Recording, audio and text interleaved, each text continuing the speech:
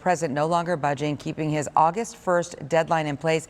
And to give you some perspective, some context, which is what we do here at ABC 15, we want you to know how this could directly impact you. So let's bring in our Adam Mincer.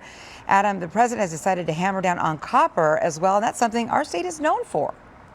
Not only known for, Kaylee, as the copper state, but we produce a lot of it.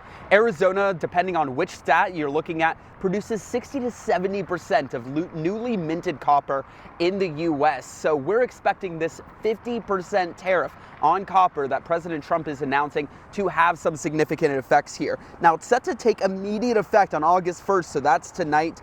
President Trump says a flood of imported copper is undercutting U.S. production.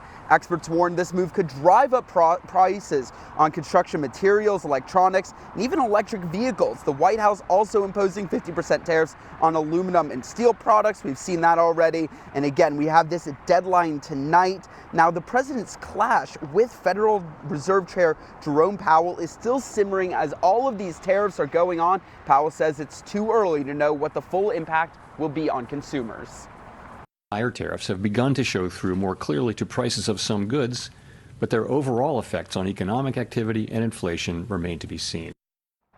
Now, while all of this may seem to be a done deal when it comes to President Trump's trade policies and tariffs, it's not. Today, oral arguments will be heard in court regarding President Trump's power to enact these trade policies without looping in Congress. So we'll be waiting to see what happens with that. But our experts say that it is likely that this case on whether or not President Trump's tariffs can keep going through might end up at the U.S. Supreme Court. Kaylee and Nick.